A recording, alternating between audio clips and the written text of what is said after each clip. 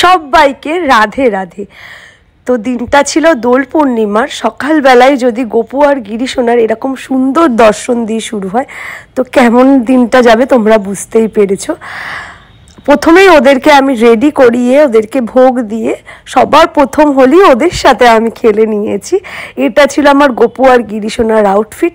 কেমন লাগছে দুজনকে অবশ্যই জানিও। আর এটা ছিল বাসি কাম পিচকারি, যেটা ওর বাবা ওদের জন্য এনে দিয়েছিল। তো ওদের সাথে দোল খেলার পরেই আমি আমার পতি পরমেশ্বরকে পায়ে একটু আবির দিয়ে দিয়েছি, যেটা প্রতিবারই করি।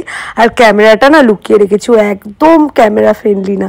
যতবারই ক্যামেরার সামনে আনি আমাকে ওর জন্য একটা বিশ্বযুদ্ধ করতে হয়, কিন্তু লাস্টে দেখে নিয়েছিল, ওটা পরের কথা। তো এখানে দেখছো রেডি হচ্ছে, তার প্রথম কারণ হচ্ছে প্রচুর রিলস বানাতে হবে। আর সেকেন্ডলি আমি আমার বাপের বাড়িও যাব।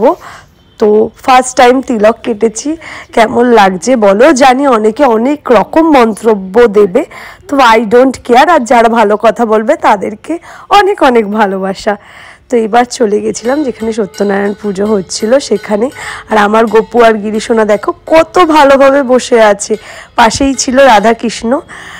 এরপর আমি বাস্কেটে নিয়েছিলাম গপুকে আর গিরিকে কোলে, কারণ ও একটু বড় তো তাই কোলে নিয়েছি। এবার চলে এসেছি এখানে রিলসেরই ক্লিপ দেখতে পাচ্ছ।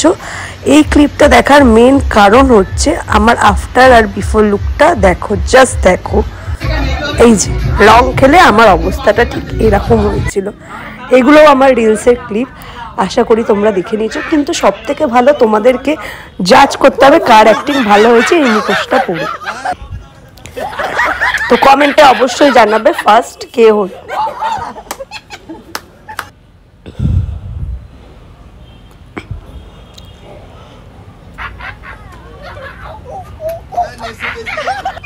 এরপর একটু ডান্স করছিলাম ভাই বোনেরা মিলে।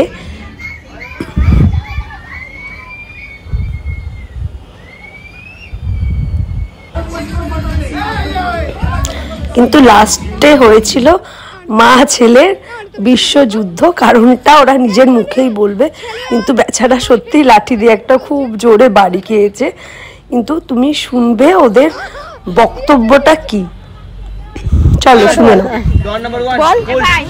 মারতে একদম শেষ করে দিল, একদম সত্যি কথা, একদম মানে একদম কি বলবো। আর এই দিয়ে ভালো লাগে না, একটা মানুষ যে নিজের করে মনে করবে সেটা কোনো কথা নেই। বৌমা আসলে একটা শান্তি ব্যাপার আছে, শাশুড়ির যে একটা শান্তি ব্যাপার আছে সেটা কোনো অসুবিধা নেই। শান্তি জায়গায় শান্তি